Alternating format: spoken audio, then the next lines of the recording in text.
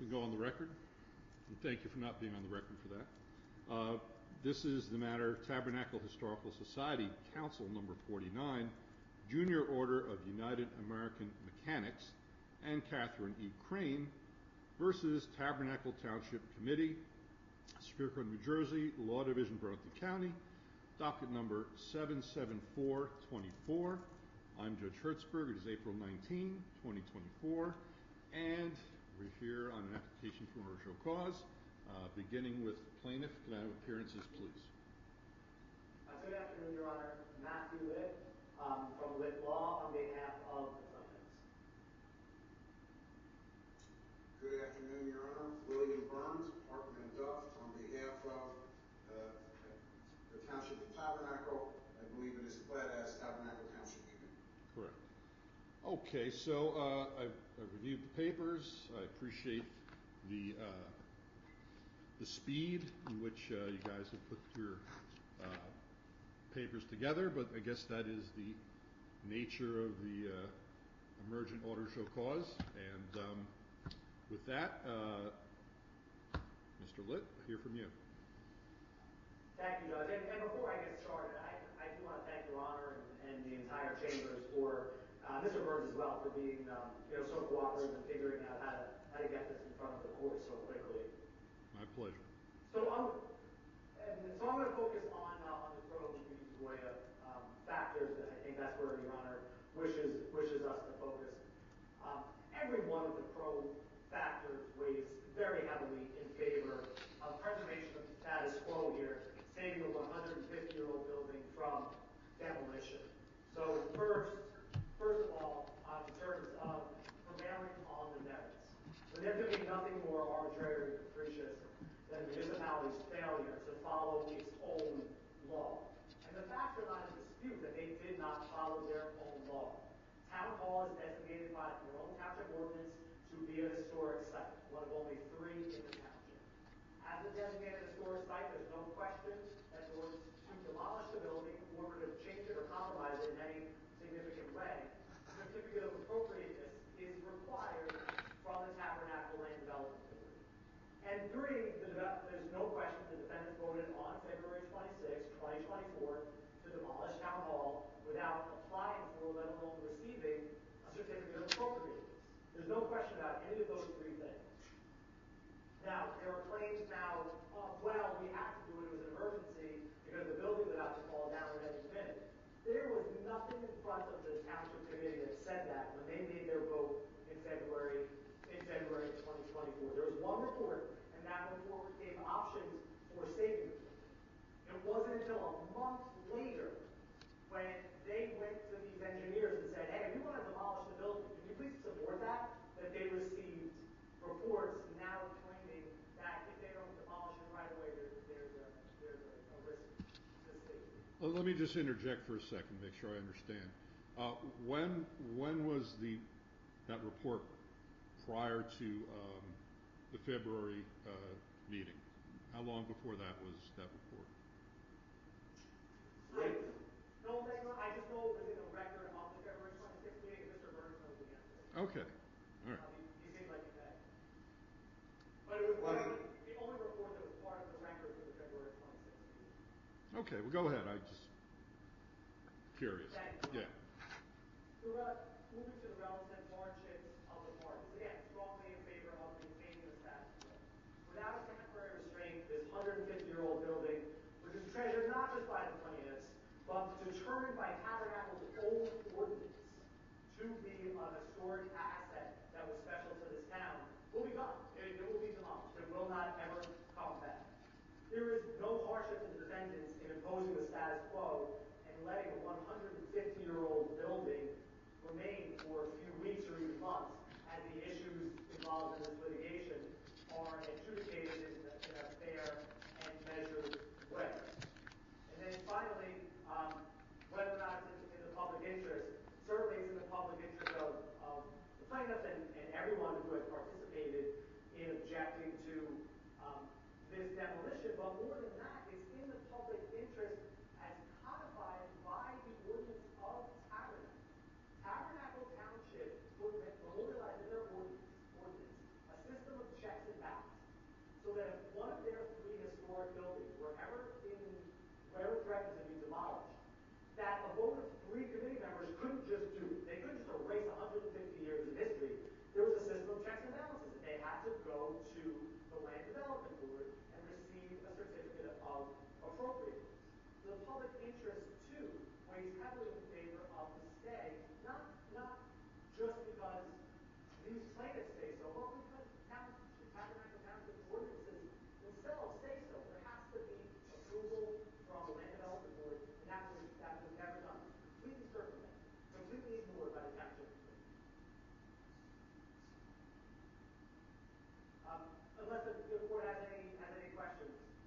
Okay, well, I will have some questions, but let me hear from Mr. Burns. Thank you, Your Honor. Thank you, Your Honor. With respect to the timeline and trying to address the court's question with respect to the report, there are several reports added. So the first report was actually penned on October 31st of 2021 by Ride Red, which is an architect of record in the township. Yeah, I have that one. Okay. Go ahead. And October 31st, 2021 was the initial structural evaluation from Michael A. Beaton and Associates. Then in May of 2022, and this is really where the problem starts.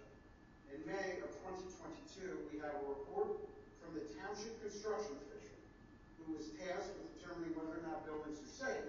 We have a report from the construction official in May of 2022 stating that that building is unsafe and it cannot be occupied.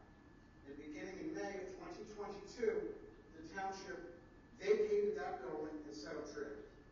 Following that, in prior committees, there was no action taken to repair, restore, or make that building sound moving forward.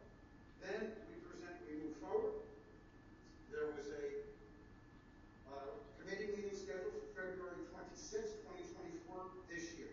So the notice of unsafe structure was in 2022.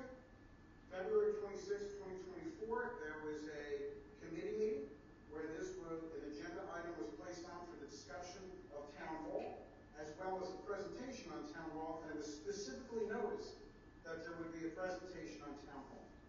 Following the presentation by the construction official and other professionals from the township, a resolution was made by Deputy Mayor Stone to demolish the building and authorize the clerk and the professionals to do all things necessary to effectuate that. At that point, a secure fence, because the building was found to be a danger to public health and safety, was put up around the building, and the clerk and the township engineer drafted specifications to put on the street for a bid to demolish the structure.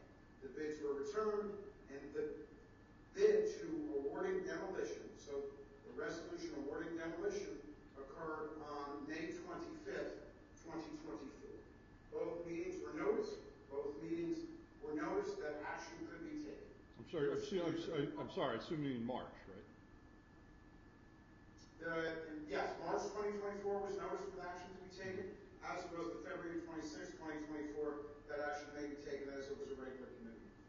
So those are the reports. Following the March meeting, at the request, frankly, of several members of the committee, as well as residents, additional structure engineering reports were sought. A follow-up report from Michael A. Beach, and that was specifically sought at the request of the New Jersey Pinelands Commission. Michael A. Beach issued a supplementary report on April 11, 2024, which states in relevant part, as a result of the severe structural deterioration, the building cannot safely support the required superimposed live and dead loads required by code for this use and may collapse. Consequently, it is our professional opinion that the building should not be occupied for use. In addition, we recommend that steps be immediately taken to remedy or prevent damage to life, health, or safety in the event of a possible collapse of the building. Again, this report was requested by the New Jersey Pinelands Commission. Moreover, a secondary report was requested from SE2 Engineering, specifically a Mr. Rosen, who is a licensed professional engineer, who indicated, due to numerous deficiencies noted, it is my professional opinion that the building is structurally inadequate, unsafe, and potentially a threat to the general public. It is structurally inadequate for the prior use and requires not only repair for loading, but also vast deterioration. That's the second. And then we have the township engineer issued a report on March 22nd, 2024. 2 days before the contract to award the demolition, or 3 days, was actually passed by the committee. The township engineer, who is also a licensed professional engineer, states, based on those conditions, in my opinion, this building is an imminent danger to public health and safety. It must be addressed immediately. So prior to the March 25th, 2024 actually awarded the demolition contract. We have the May 2022 notice of unsafe structure, a follow-up report by the township engineer saying that the building was structurally unsound, and action at that point was taken by the committee to address it. With respect to Mr. Litt's statement that the commission is in violation of their own law, this actually runs contrary to the opinion of David Frank, whose letter has become at the forefront of this litigation.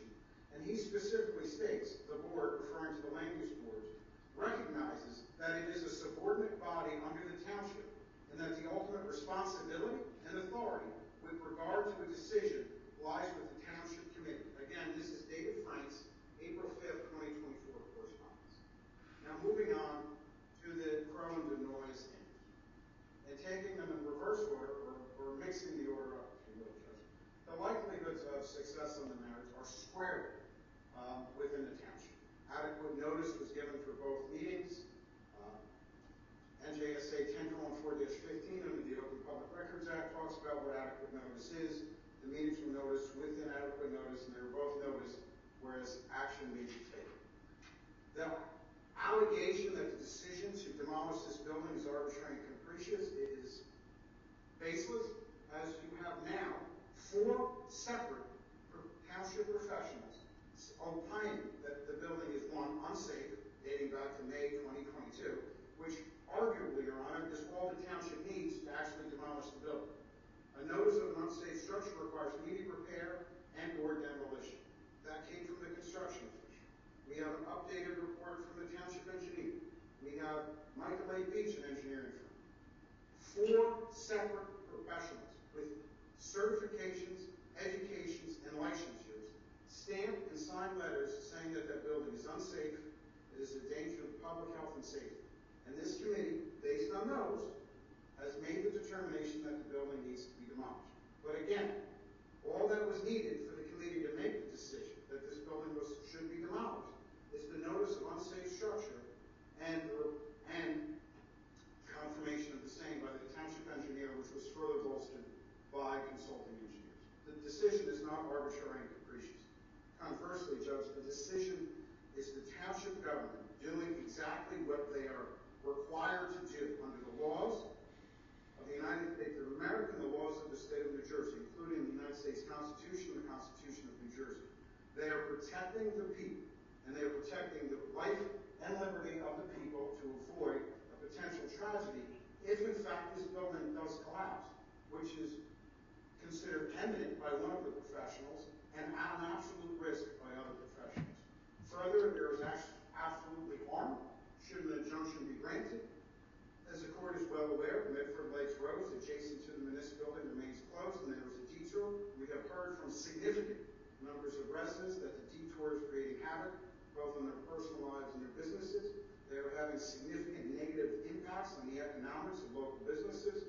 And further, every day that that road is closed, the township is incurring more and more costs with respect to the road closure.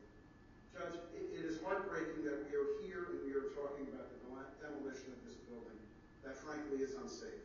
And it's heartbreaking that the building was allowed to deteriorate to the position that it is. But simply because plaintiffs disagree with the experts' professional opinions doesn't render those expert opinions moot. Those experts have consistently said that the building needs to be demolished because it is unsafe. And simply because they don't agree with the action of the committee does not make the action of the committee arbitrary or capricious. We even have the New Jersey State Finance Commission in a letter dated April 12th, based on the reports of the engineers, saying that that building is a danger to the public safety and health, and that it needs to be immediately addressed, and they approved the demolition. Your Honor, based on the totality of the circumstances and the facts of arguing, the DEMOLITION standards have not been met with respect to the injunctive relief that is requested. And moreover, Judge, the public interest concerns, because this is a matter that involves a public body. The public interest here is the protection of the citizens, the residents, the visitors, and the travelers that travel to and from Tabernacle. The interest is to protect them from a potential collapse of the building that will cause real and immediate bodily harm if that were to happen. It is not the interest of of individuals that frankly do not actually have a proprietary interest in the building. This building is owned in fee simple by the township.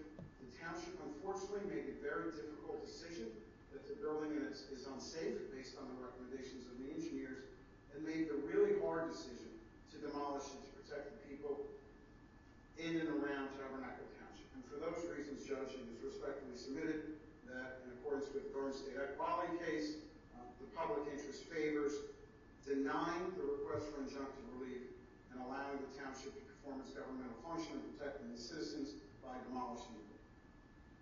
Thank you. Mr. Litt, I wonder if you, in your further comments, would address the contention that the appropriate protocols were complied with. Absolutely, Your Honor, and thank you for the opportunity. First of all, to characterize this as a disagreement is unfair. This is a flat-out violation of law. And to claim that protocols were followed, protocols were 100% ignored. What we didn't hear from counsel, what we'll never hear from counsel, is an explanation as to why the certificate of appropriateness was never pursued.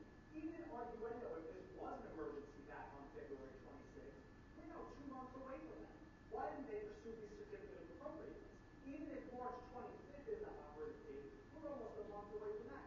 Why was the certificate of appropriateness that was required by the local ordinance not pursued? To use the protecting the people standard means that, in essence, there is no law in Tabernacle. The township committee, the governing body, can do whatever it wants as long as, within a month or so, they come back with a report that post hoc justifies it. I think we're using the term unsafe structure to mean two very different things. The plaintiffs don't disagree that this was determined an unsafe structure back in 2022, but that was unsafe for habitability. That's a very different thing than what we're talking about now, which is unsafe insofar as it could spontaneously collapse at any moment. No one ever mentioned anything about collapse until a month after the February 25th decision to demolish. And we talk about, and I didn't talk about this at first, but counsel brought it up, so I will respond to it. We talked about proper notice at the February 26th meeting. There was not proper notice. Maybe the meeting itself was noticed properly, but there was absolutely no notice to the public of any intention to take action on the demolition of Town Hall. Rather, they were told there was a discussion about Town Hall. A discussion about Town Hall versus a vote on a resolution to demolish Town Hall are two completely different things under the Open Public Meetings Act. And I want to address also the Pinelands Commission. I want to be clear that the Pinelands Commission did not commission the engineers to go out and do this work. This was all commissioned by the township after it had determined that it was going to demolish. The Pinelands did no independent analysis of this. They looked at the letters and they said, okay, that's good enough. They did no independent analysis. There's no deference owed to anything that the Pinelands Commission arrived at. And finally, I just want to address the letter of David Frank, because that has become a critical point in this litigation. And it's true that he did say that his board was subordinate to the township committee, but the letter says a whole heck of a lot more than that. It also takes the township committee to task, saying exactly what this lawsuit is saying, which is that they are in violation of township ordinance by failing to get a certificate of appropriateness. Let me ask you a question. Putting aside, the February 26th meeting and vote, in a situation where the township becomes aware that a building may collapse, what is it to do? Does it have to go through all these steps in order to get that building demolished, or does it have the ability to protect welfare of the community and its members by knocking it down as soon as possible? If it had to, Your Honor, on that day, let's say it was so urgent that it had to be demolished on that day, okay, that's one question. But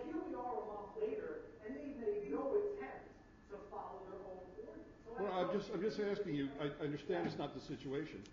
How is the township supposed to proceed in that circumstance? It's a true emergency.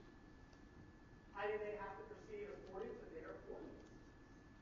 You know, there's also nothing in these reports saying that the building could not be shored up. I mean, that's the other part of this, is that if it's an emergency and the building's about to collapse, you could demolish it, sure, I think that's one option. I'm talking hypothetically, not this situation. You could demolish it, you can also shore it up. But they took no steps in that direction either. Okay, it's a question for you, Mr. Burns. What if the same question? The township had to knock something down right away to protect the public. Can the township just go ahead and do it, and after the fact say, hey, we have to do it? Yes, sir. And I believe the township can do that because it has an obligation to ensure the safety of the residents and the visitors to the area. And it's not just a municipal building. Townships across New Jersey, municipalities across New Jersey have the inherent right to demolish structures that they deem unsafe and that are in danger of collapse. It happens, I don't want to say all the time because it's not a run-of-the-mill ministerial government functions, but it is a function of the government to safeguard these. It happens after fires, when the owners of fires will not demolish the premises. There was a significant case, a significant amount of litigation in Millville, New Jersey, where the township commissioned an emergency demolition of a building in order to protect the safety and welfare of the citizens and the residents of that city. The township absolutely has the authority to do it, and the case, not the case law, Judge, the administrative code as well as the statutes back that up, especially when in the opinion of the construction official, there is an actual and immediate danger of failure or collapse of a building or structure. There is administrative order on point that talks about the authority of the construction official, talks about the authority of the committee with respect to that property. And here, Your Honor, it's a little different as well, because we're not ordering the demolition of a third-party structure. The committee is ordering the demolition of an unsafe structure that they own.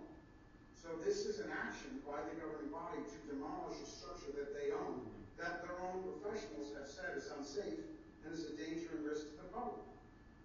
Well, let me ask you right now, what is the township doing? You mentioned the streets blocked off.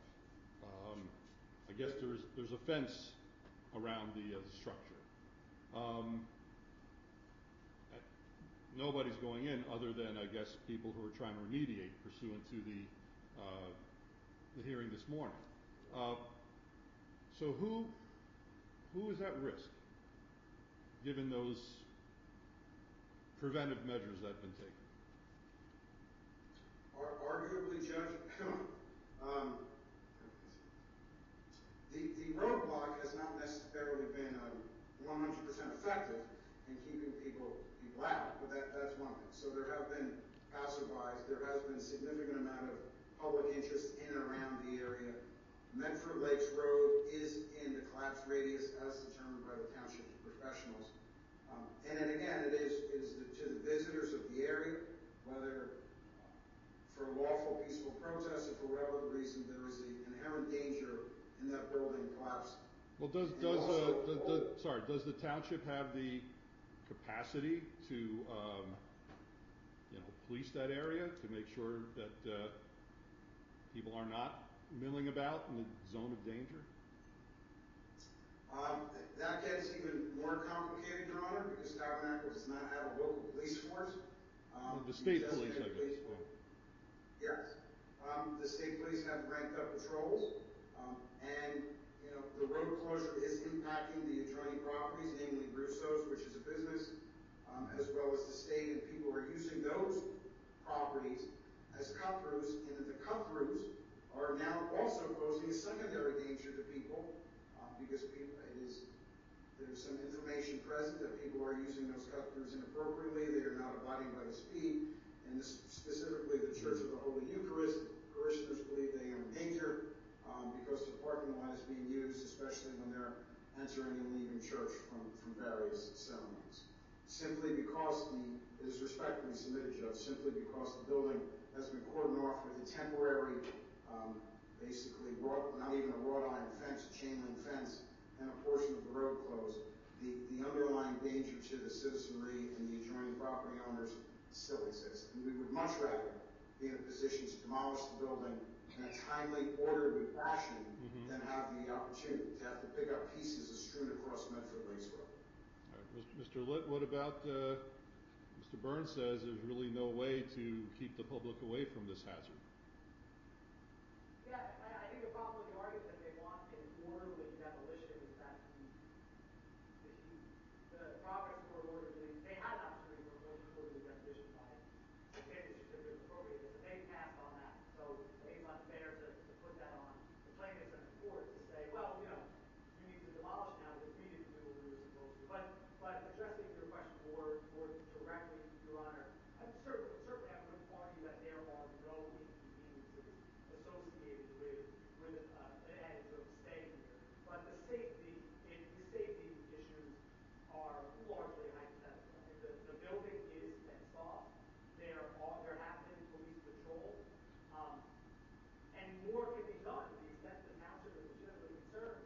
They can put, as Mr. Burns kind of suggested, they can put a wrought iron fence up. And there are additional safety measures that can be taken. We're not stuck with simply what has been done for the past month.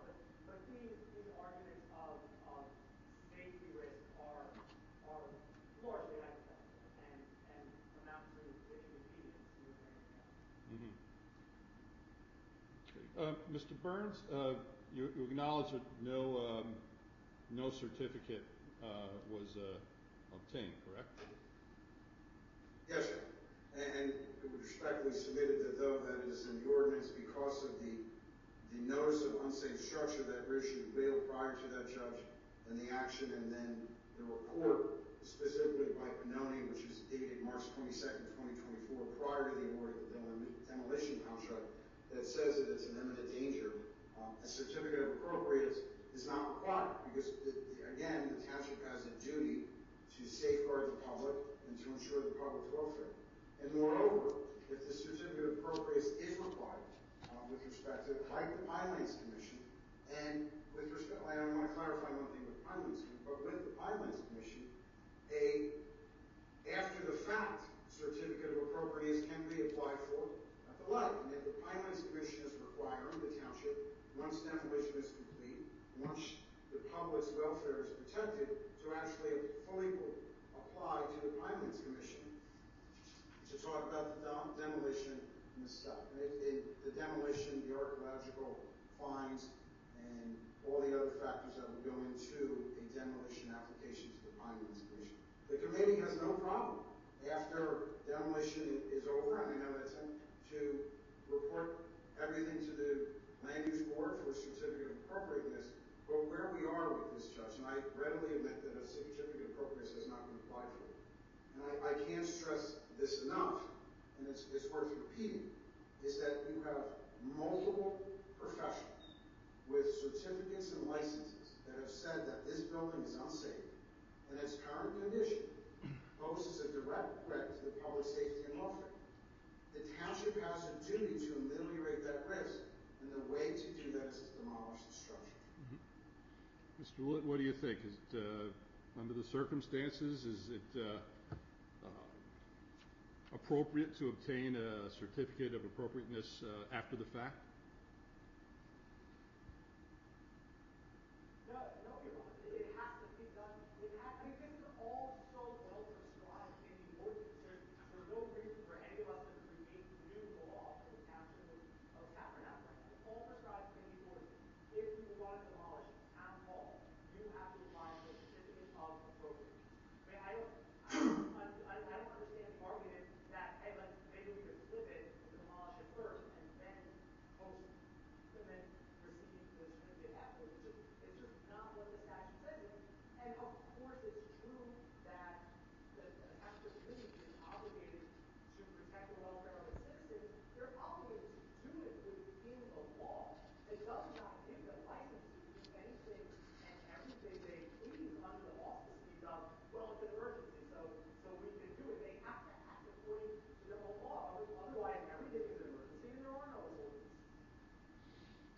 well, let me ask Mr. Burns. Oh, Yeah, I'm. Well, we're going to say something. Go ahead. Well, Your Honor, I think looking at this in a hypothetical question, as with the Pinelands Commission, if the Township Committee applied to the Land Use Board for a letter of appropriateness to demolish this based on the notice of unsafe structure and the engineer's report that says that it's immediately harmed, and the Land Use Board said, yeah, no, we're not going to allow you to knock it down, would we still be in this court asking the court for permission to knock down the notice of structure despite the fact that the Land Use Board refused to give the certificate of appropriateness?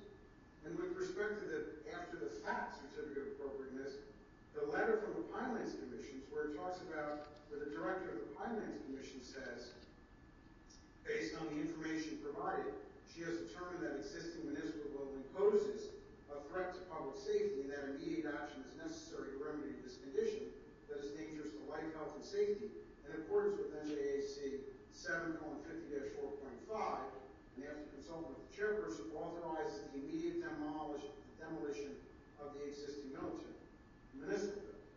Now, moving forward, please note, though, and this is the township must still complete an after-the-fact application for the demolition of the municipal building with the commission.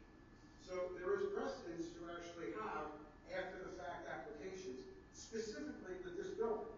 That now we have another government entity outside the township, a body politic, a subdivision of the state of New Jersey, saying that the demolition of this building is authorized and it is a danger to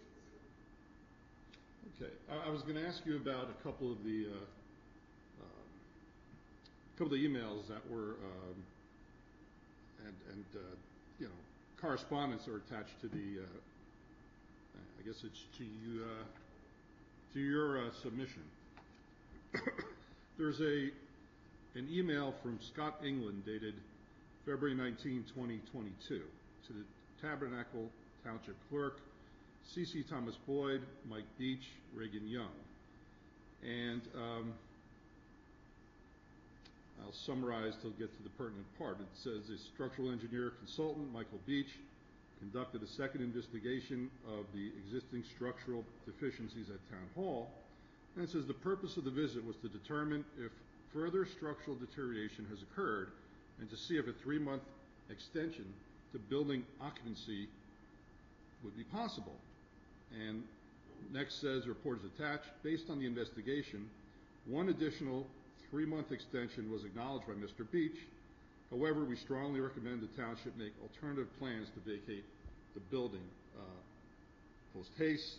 And then it says Mr. Beach is recommending a few additional support members at the temporary shoring members in the basement as described in the report. So as I read that, at least as of February 22, Mr. England indicated that it might be appropriate to have a further 3-month extension in the building occupancy certificate. So what do you say about that? Your Honor, that's absolutely correct. In 2022. Oh, I'm sorry. Unfortunately, and that's absolutely correct. It was the short up in 2022. And the problem here, and it's happened over a significant period of time, Judge, is that this building has deteriorated slowly but gaining speed. And since 2022, the expert reports that have gone back in there, especially more recently, the speed at which the structure and the walls are deteriorating has exponentially increased. Mm-hmm. The damage that was done to this structure up until 2022, it was one thing. What has happened to the structure from 2022 until now, for whatever reason, whether it's because a prior committee made the decision to shut the heat off and eliminate the power, and that allowed the building to swell and shrink with the temperature, which caused more erosion in the concrete, and well, not concrete, the fieldstone in the foundation. Right now, not in 2022, there are gaps in the foundation, and as part of our exhibits, where you can actually see out in the foundation and see the light of day. there is significant water infiltration, and the like. From 2022 through now, there has been a significant, as stated by the engineers, a significant deterioration of the condition, and the condition of the building now, from a structural standpoint, is far worse than it was in 2022. If I may, Your Honor, just briefly. Yes. I know that the letter from Scott England was from 2022, but that letter is completely consistent with the letter from the township's own engineer in February of 2024, noting the letter that they submitted, which the township used before making the resolution to demolish. They said the exact same thing. They said, hey, this building needs attention. Here are some ways to save it. Without saying anything about there's going to be a collapse. None of that existed until a month later. So the letter you're reading from Mr. England is from 2022.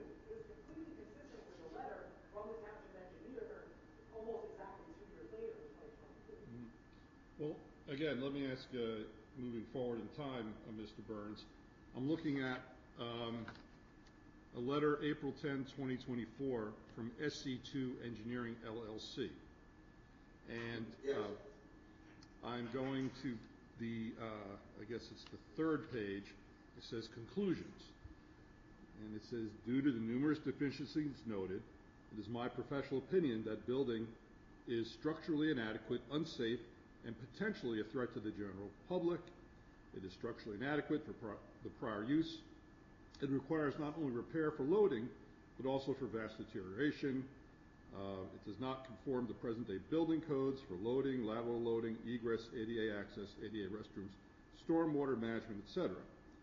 Virtually the entire building would have to be taken apart and reconstructed within the confines of the existing structure. Each condition would have to be evaluated on a case-by-case basis and repaired with temporary shoring, jacking, removal, and replacement.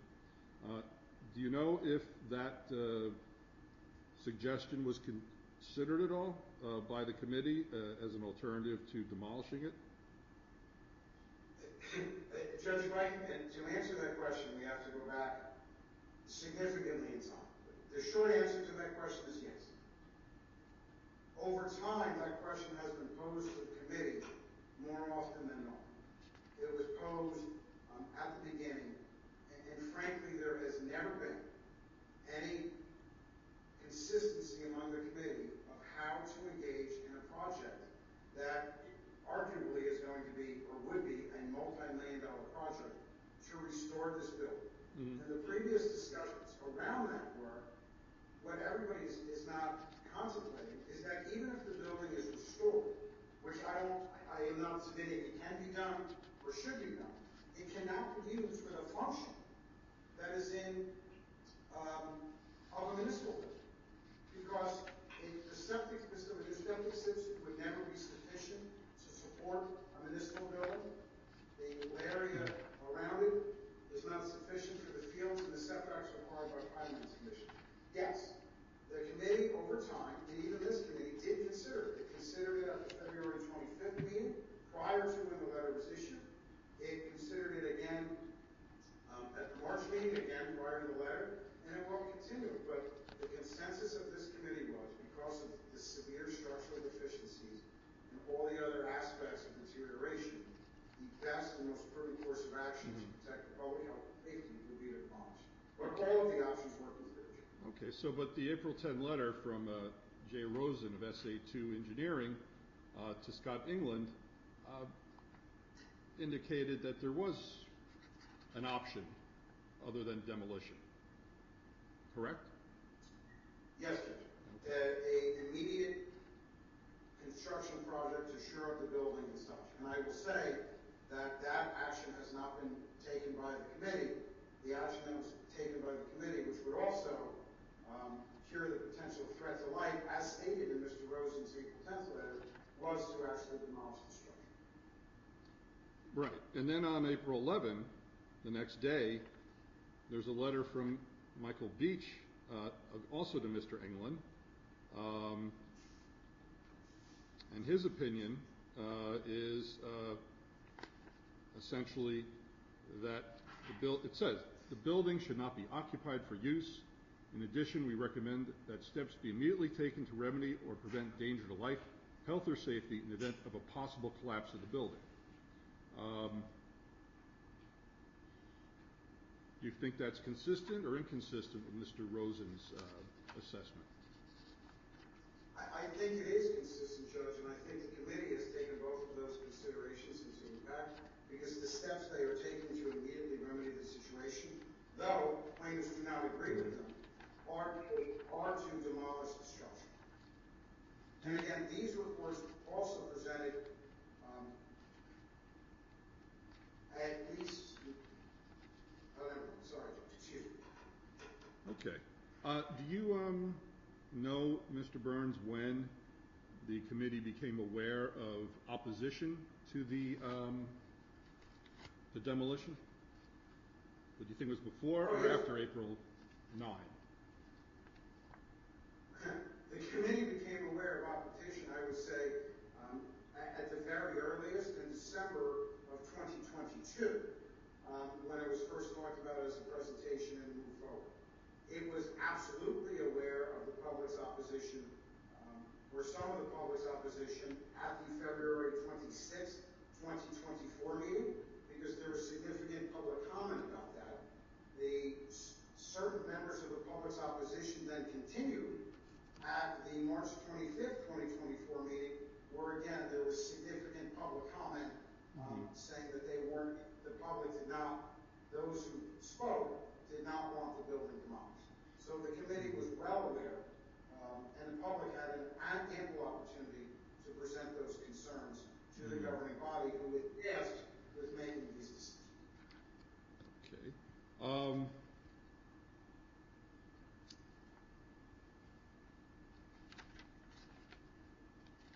Let me ask you, why the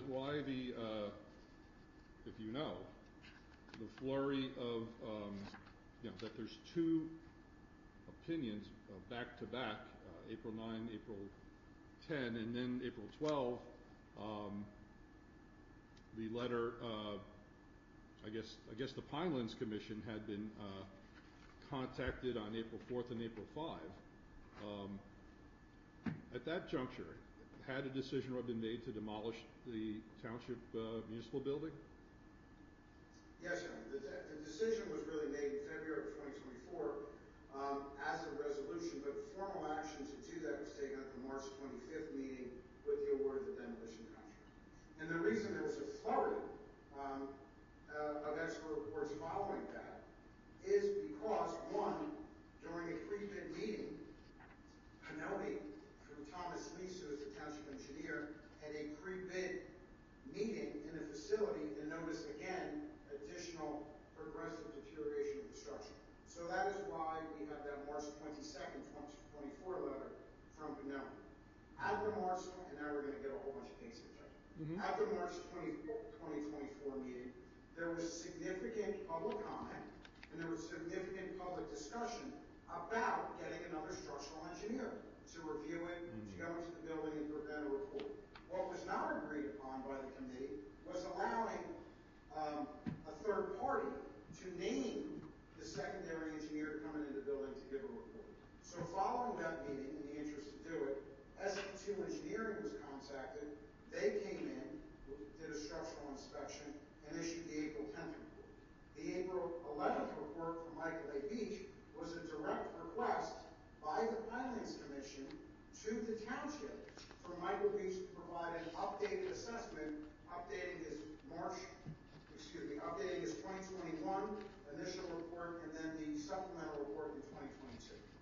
So at the committee meeting on March 25th, there was a significant interest both from committee members and residents and the public to secure another expert report, which the committee took into account and secured one from SE2 Engineering.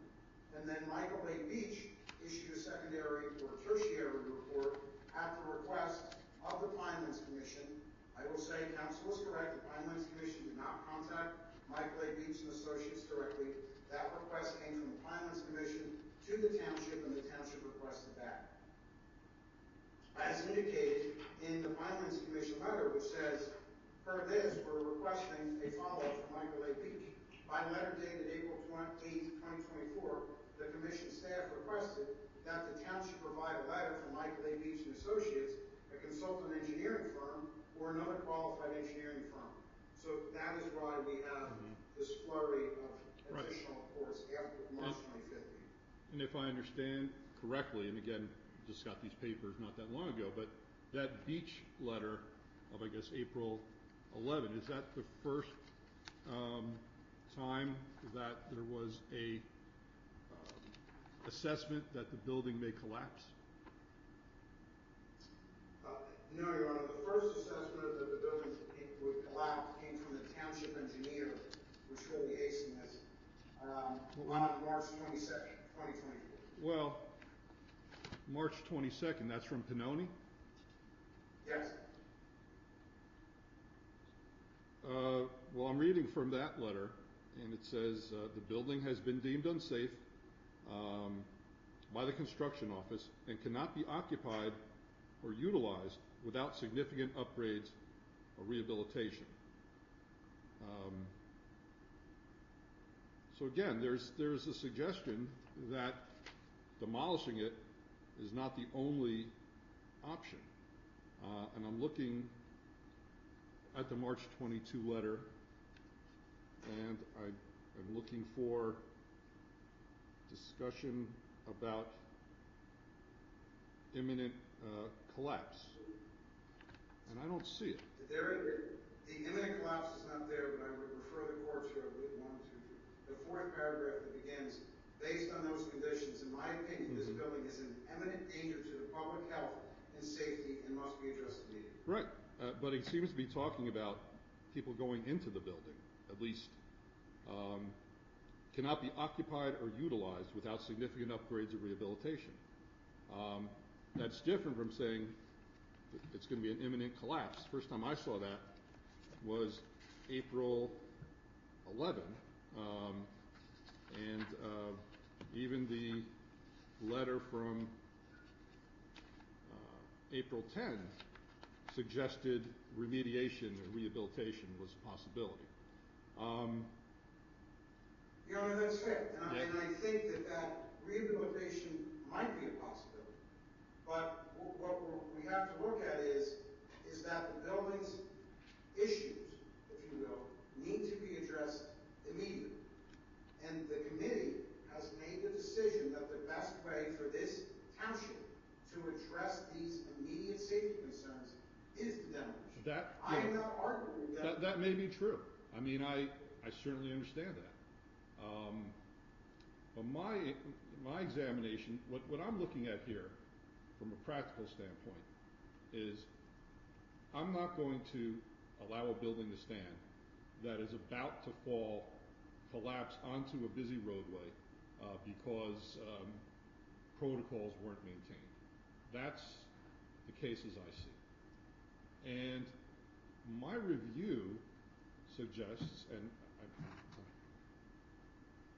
concluding, subject to maybe changing my mind, that we're not really talking about a building that anyone's talked about collapsing except on April 11. So yes, there's several engineers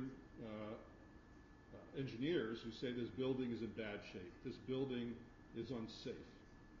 The only one who's said in terms of there being a collapse was the April 11 letter, which is a significant escalation from what had been said even a day before.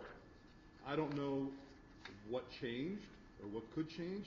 I mean, was it that the Pineland Commission was getting involved? I don't know. But from my perspective,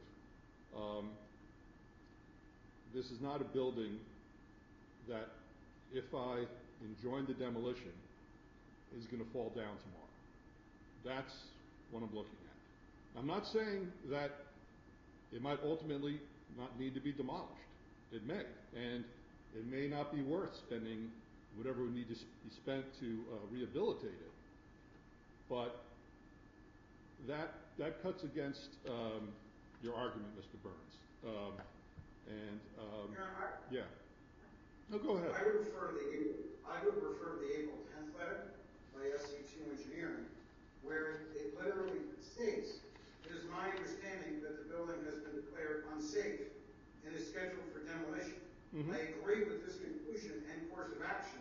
The building has numerous structural deficiencies that require immediate action." Yes. And that's exactly what the committee is doing. He agrees with, sorry, go ahead. He agrees with the committee, but then he says there's an alternative.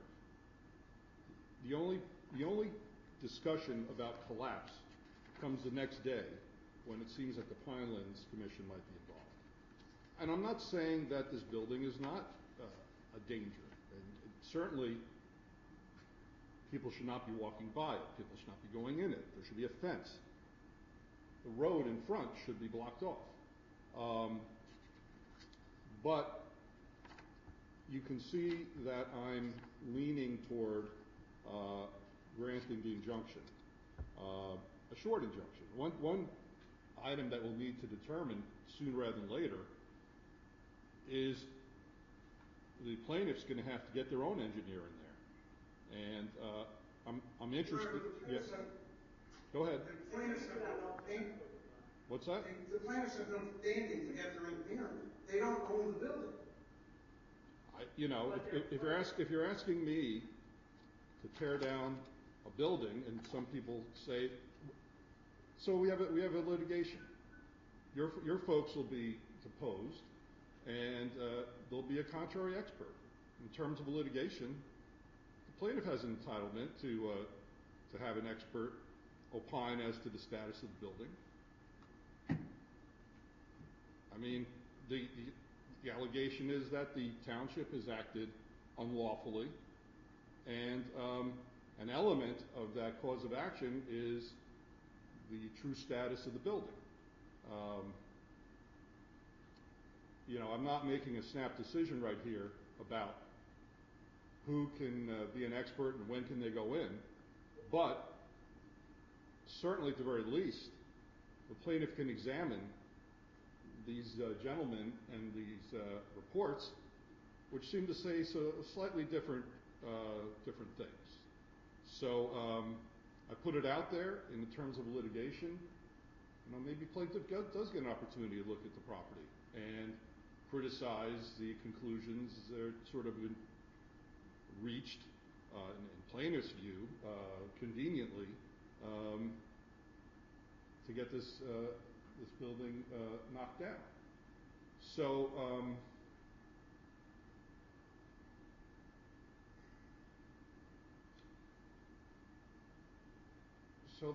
that's the way I'm going to find. I am going to continue the injunction, and the primary basis for the injunction is going to be to maintain the status quo. And it's well settled that that is a legitimate purpose of an injunction is to maintain the status quo. And that's not just under Provis de Gioia, but there's the long-standing Citizens Coach Company versus Camden Horse Railroad Company, 29 NJ Equities 299 at 303. And I always like to cite that case because it's from 1878, so you can say it's been long held. In any event, this is a question that does have sufficient satisfaction of the Crow factors to justify an injunction. And let's take those factors.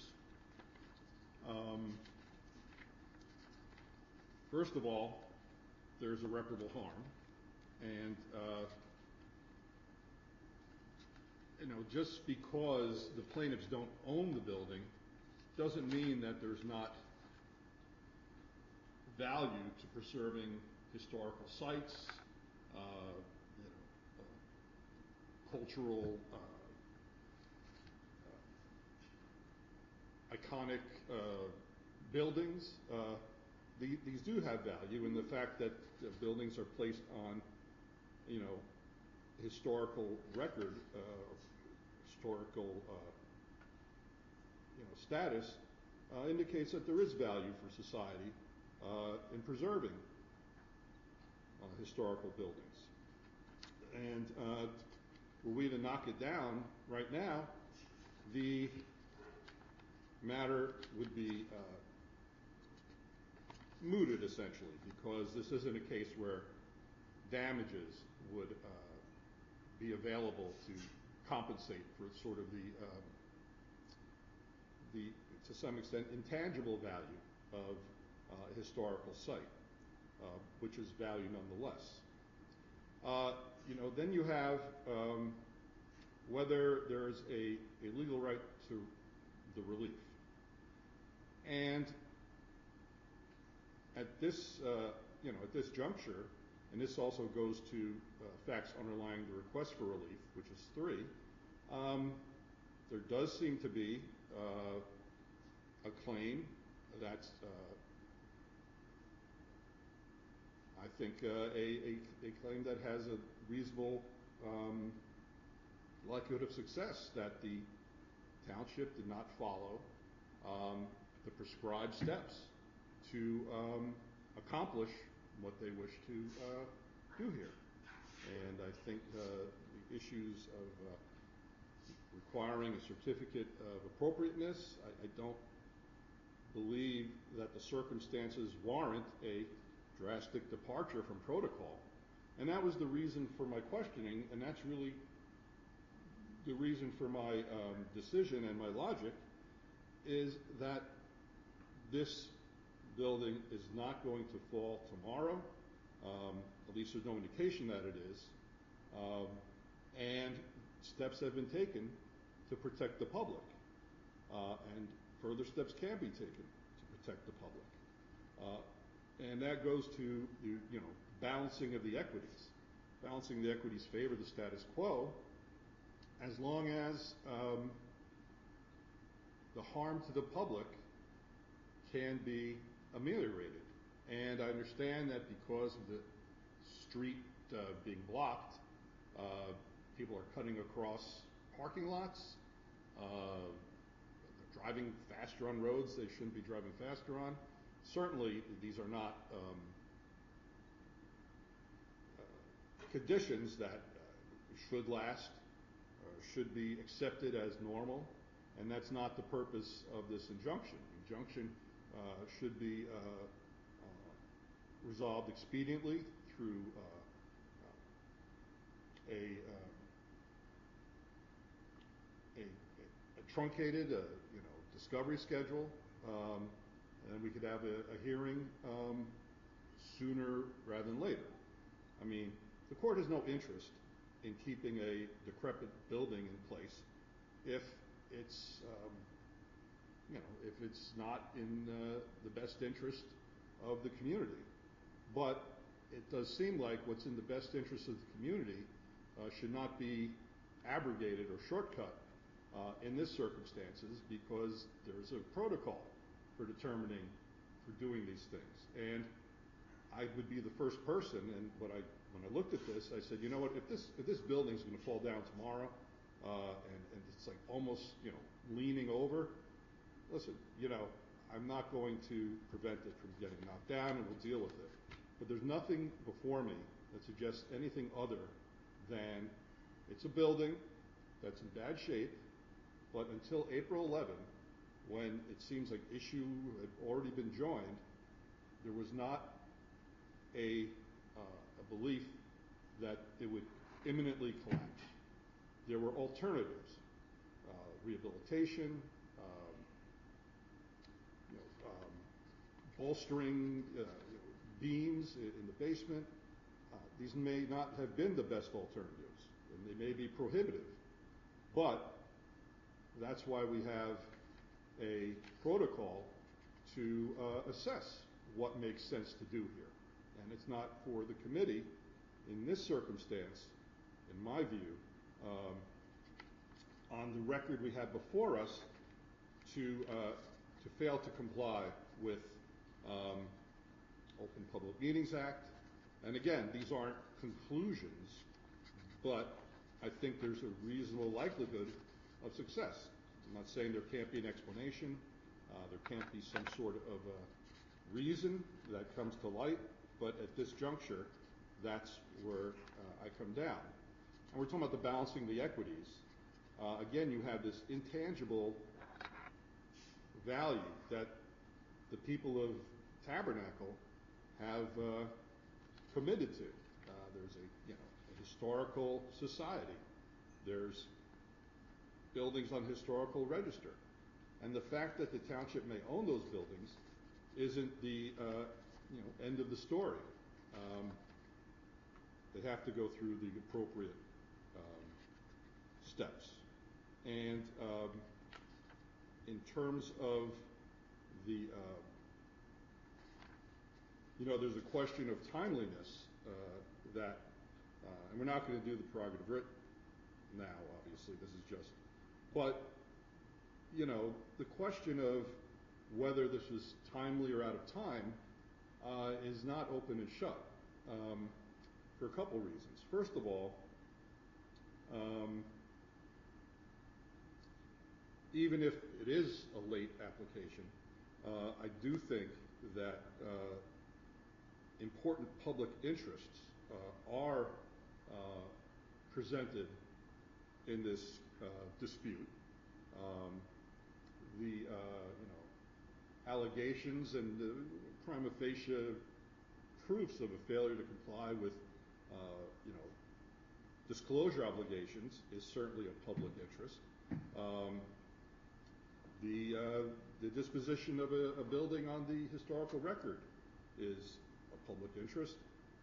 But I also would note that the alleged irregularities in the protocol or the failure to follow the protocol by the township necessarily impacts when the limitations period will start to run. And that's also something that will have to be addressed at some point. So let me just see if there's anything else I need to address.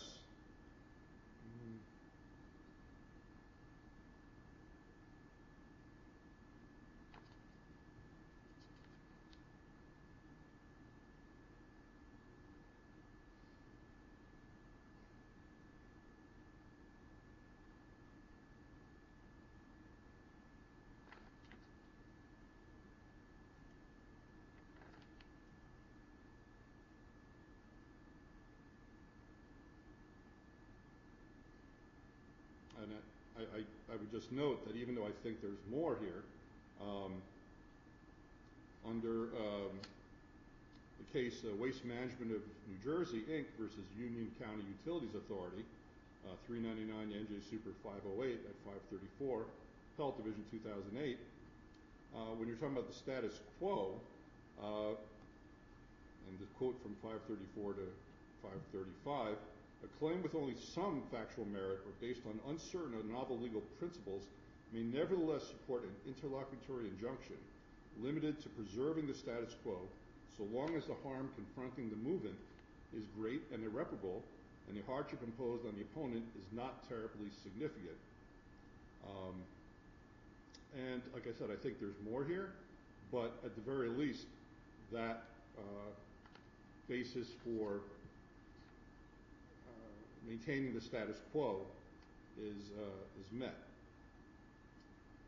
And nothing I'm finding today should be construed that I think one way or the other whether the building should be demolished. It may very well be that at the end of the day it should be demolished. And if the township runs into court with some kind of updated engineering report that says this thing is about to fall down tomorrow, we can talk about that. But obviously, there's going to be two sides to that story, and the court will take a very careful look at that, given where we are right now.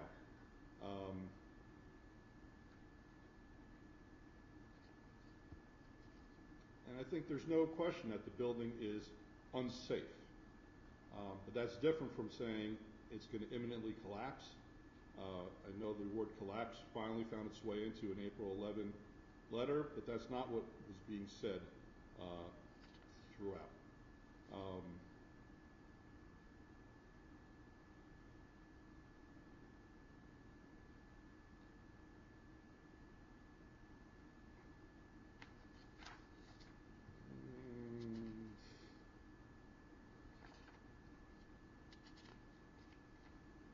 And the township is directed to continue to appropriately fence off the area so no one does go near or go into, much less the building, other than qualified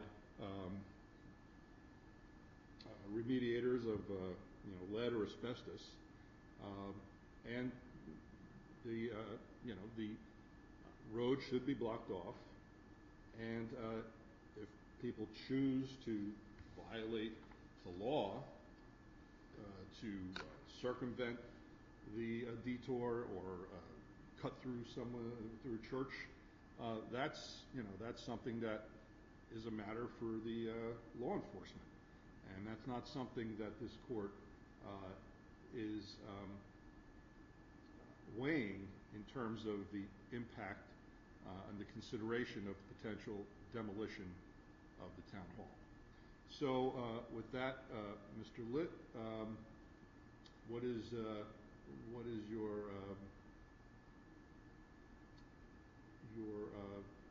plan going forward? So the plan going forward would be, and I think Your Honor suggested it, an independent evaluation by a suitable professional hired by the plaintiffs. Mm-hmm. That this way we're all able to kind of confront what we're dealing with, as knowledgeably as possible. That has to be the next step. For us, the next step following that would have to be guided by that report. Mm-hmm. Well, I think that's the only question is whether plaintiff should have that expert, or whether the court should appoint an expert. That would be shared by, the cost of which would be shared by both parties. I wouldn't argue that. I would not argue either way. I wouldn't. With that, I wouldn't argue that. I would not argue. I think that would go a long way for both sides, because I will tell you, and I think Mr. Litt will agree with it, as his clients, and he's arguing eloquently that he doesn't agree with the township's experts. I think I would be in a similar position to Mr. Litt, and having a client that doesn't agree with whatever Mr. Litt's experts say, and I would be arguing there. So if the court appoints the expert, I think it would be deemed completely neutral. It would not argue against that. I think that's a great idea. Well, let me.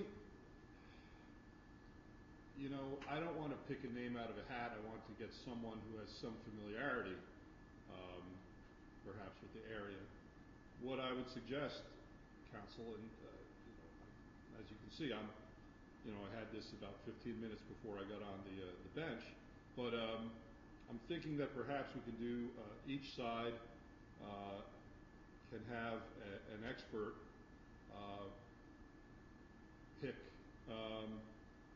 pick an expert, and in that fashion, someone who would be somewhat acceptable to both. And that would be the expert that would be appointed by the court. Does that sound to make sense to you, Mr. Burns?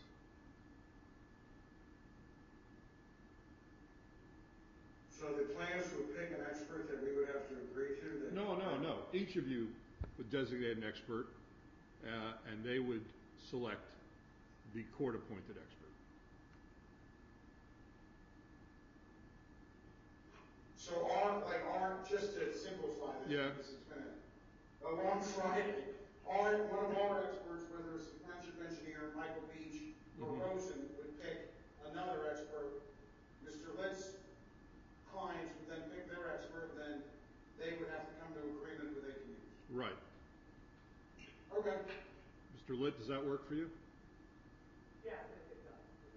Okay, because I think that's the most important thing, is to figure out what is really going on here with this building. Because like I said, if it's going to fall down, if it really is imminent,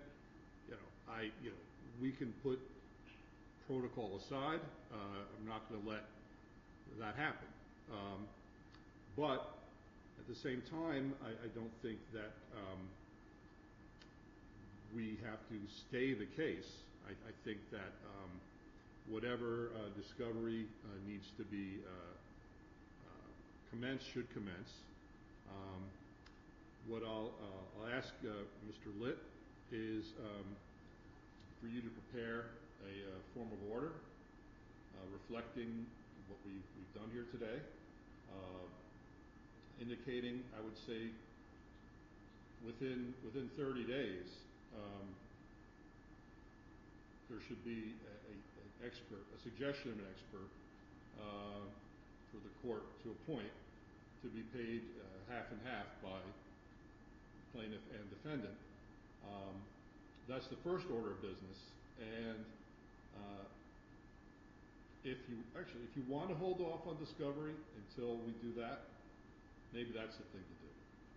So why don't we do that in the first instance instead of running forward? Because, listen, if an independent expert comes in and says this thing has to go, that's important to the court. In the interim, I don't know, without prejudice, the township may want to dot the I and cross the T on some of the perhaps, what do they call, apparent oversights and maybe following some of the protocols. There's no reason the matter can't go forward in that vein. I'm not preventing the town from remedying whatever deficiencies that may be alleged or that the court at this early juncture maybe seems problematic, but it might be a good idea to do things, with appropriate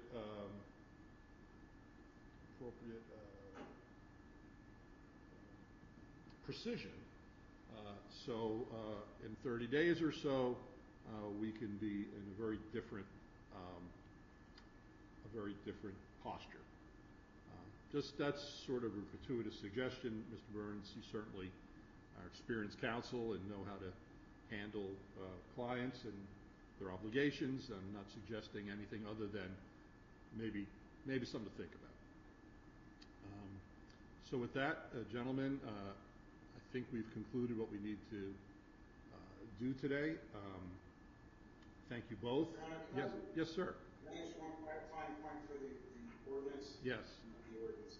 The order is has commenced pursuant to Judge Coburt's order to remediate the property, specifically to start and continue the asbestos abatement, lead abatement, and other hazardous material abatement, so long as that doesn't negatively impact or negatively, further degrade the structure of integrity. May that continue? Absolutely. I thought I indicated that, but thank you for if I glossed over that. And I don't think Mr. Litt has any objection to that. I don't, Your Honor. The only thing I want to add is as long as it's being done by professionals licensed in lead and asbestos abatement, because I have some concern about an accident or a mistake. As long as the abatement's being done by professionals licensed to do that work. Well, I think that's an obligation under the law. I don't know that Tabernacle wants to do anything other than use, licensed, certified experts to handle this important work. And Mr. Burns, is there any reason to be concerned about that at all? No, Your Honor. It's a demolition company that was awarded through an RFP process. Mm-hmm. The township engineer vetted it. They have the appropriate licenses. They're performing work. Okay, I mean, that could be in the order, but it doesn't seem like an issue. You know, I'll put it in the order only yeah, go ahead. Yeah, I was gonna say, I will put it in the order only because the demolition contract said nothing, or at least the motion awarding the demolition contract said nothing about asbestos or lead abatement, and it is a different license for demolition versus asbestos and lead abatement. Well, like I said, I'm not gonna, I can't quote you chapter and verse, but I'm pretty sure that you have to use someone who's appropriately certified to, you know, do that kind of remediation, and I don't think Tabernacle has any interest in doing anything other than that. Certainly Mr. Burns agrees. So I don't want to put in the order. It's sort of superfluous, but I don't see any problem with putting it in there.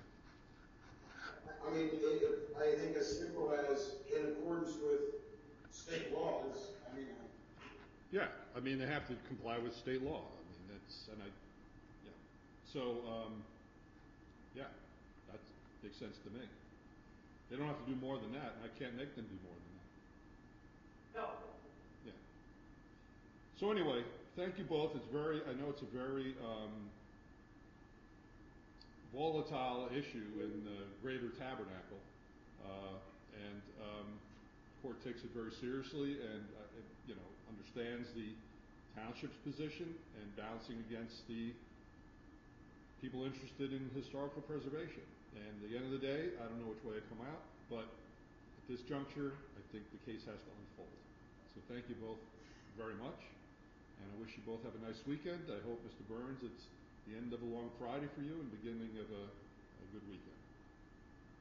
Thank you, Mike. All right, take care, gentlemen. Have a good weekend. Thank you. Bye-bye.